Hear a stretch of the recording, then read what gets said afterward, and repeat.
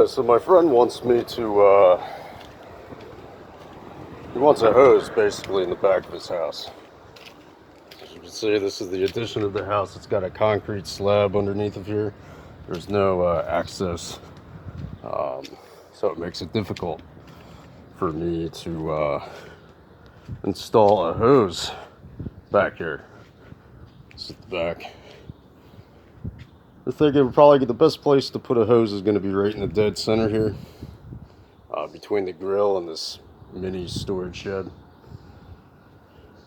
Since it just has a concrete slab under it, this back addition to the home actually has a bathroom. So what I'm going to do is I'm going to tie into the toilet line, or the water closet, because otherwise I'm going to be drilling through the concrete, and I don't want to do that. As you can see, if we come back in here, take these shoes off for a minute. Come back here, this is the water closet, this is the toilet.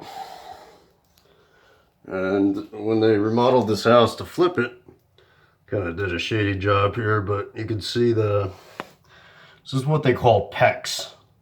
It's plastic piping for water line for your supply to your house. So what I'm going to do is I'm going to take this toilet off the floor. Obviously shut the water off. Hopefully I have an accessible shut-off valve in the basement somewhere where I could just cut off a line instead of the entire house. I mean, I'll shut the meter off at the front of the house if need be, but if not, that's fine. So what I'm going to do is I'm going to take these bolts off. Well, first, I'm going to shut the water off at the toilet there. There's a little shut-off valve down there, way down there. You guys can see it. It's at the very bottom right there.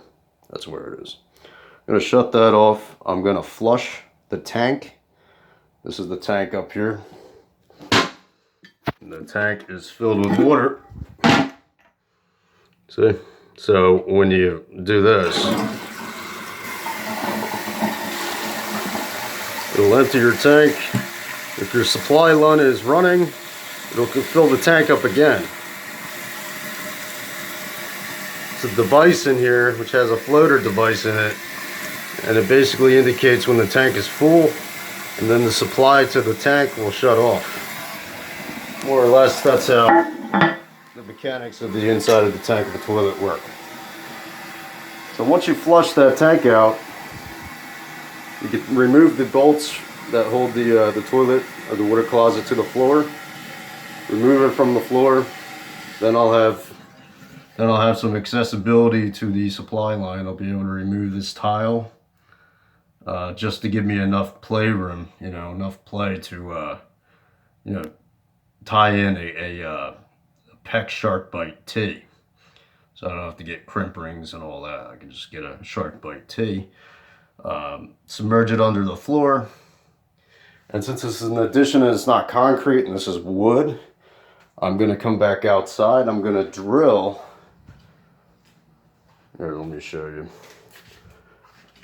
I'm going to get a drill bit, and I'm going to drill from the outside in, not from the inside out.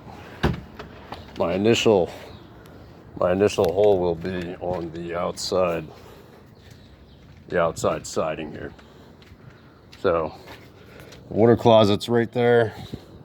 Water closet's approximately right here, right? So it's going to fall right between the grill and the little storage shed. The dog comes out here a lot. As you can see, there's not very much grass or anything to go on. You've got,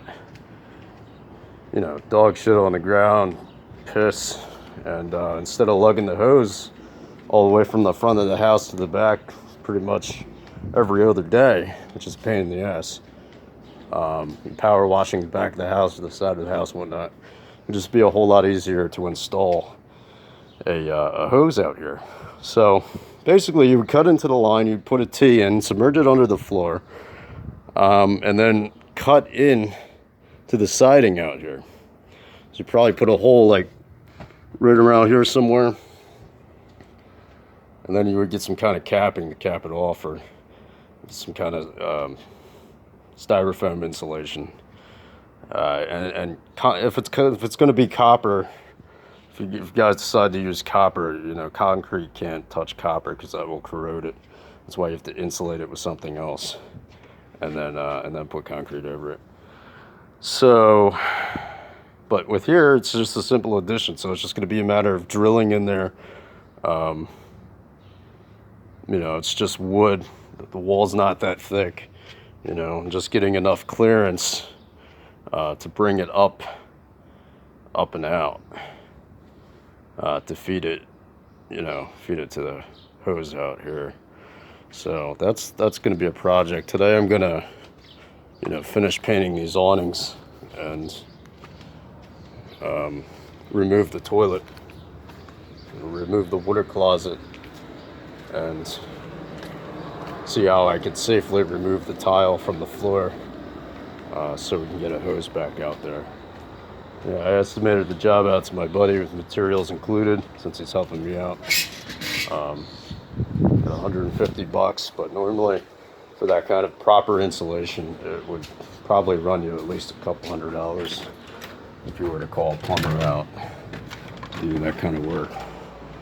And it's important too, when you're adding fixtures onto your house, sometimes the PSI, or the pressure of the supply line in your house, will drop. So you can go down to the meter and actually increase that PSI pressure to make up the difference for that. So there's no lag in your water supply. It has to be rated at a certain amount.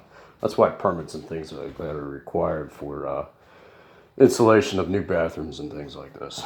So that's the goal. I mean, given what it is, like, I could see clear as day, like the supply line runs right through the walls here.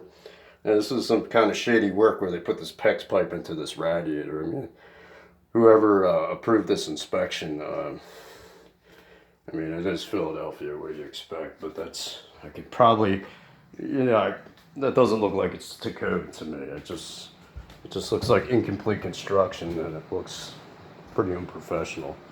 But I mean, I guess it functions and serves its purpose. But so yeah, that's what the project's going to be with that.